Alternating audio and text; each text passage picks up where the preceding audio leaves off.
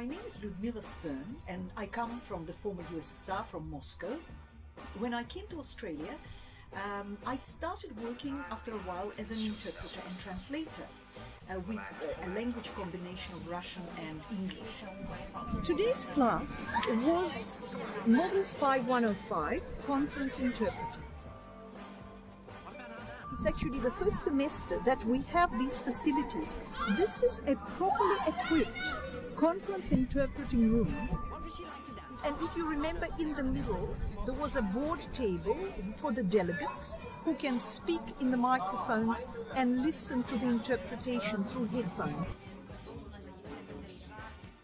And you can start interpreting. Now, what I suggest you do, who speaks first, Tom or Bono? 非常优秀的、非常有经验的老师，英语方面他们有非常先进的，然后有非常实用的口译设施，我觉得对于我们学生的学习帮助非常非常的大。In the conference room, in the plenary session during a break, you can hear everything I'm saying, even if I don't want you to hear it. So this is something that an interpreter should always remember. Never leave your microphone on outside session. To be an interpreter doesn't mean that you just happen to speak two languages. You have to have a high level of intellectual curiosity and then have to be interested in various areas. There are controls for two interpreters. They listen to the speaker through the headphones and they interpret into their language through the microphone. So, for example, if one of the delegates does not understand English, then the interpreters in the Chinese booth or in the Russian booth interpret every speech or everything that is being said in English into this language. How did the interpreters find the experience? I think not cracking under pressure, especially in a class like this, and remembering the right vocabulary and remaining professional, because if you fail then you're not going to get a job again. 我觉得是在这个有限时间内，然后你把它反映出来。我觉得虽然是这很有挑战性，但是也很有趣，也是很吸引人的地方。The majority of our students, I would say, are in their mid-late 20s, sometimes in their early mid-30s. Occasionally we get older people, which is also fine.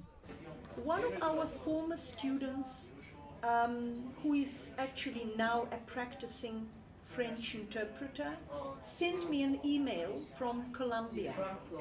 Her second language was Spanish, saying that everything I have learned in Model 5105, I'm now applying in the real setting.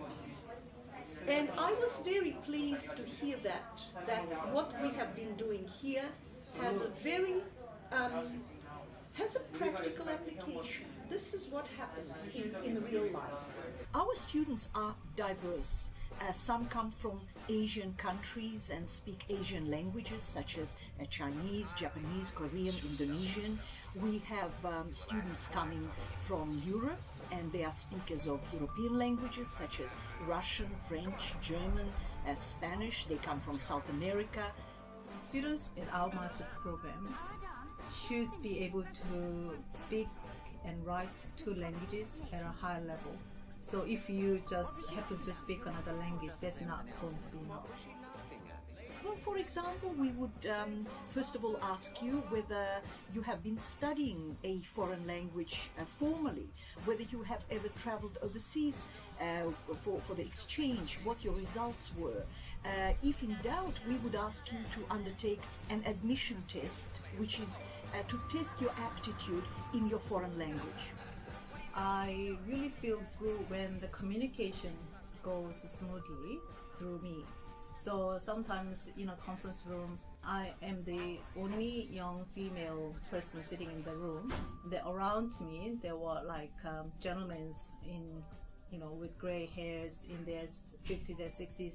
They all rely on me to communicate. So that was kind of, wow, this is really good. It's very exciting. You learn all the time. You get to travel.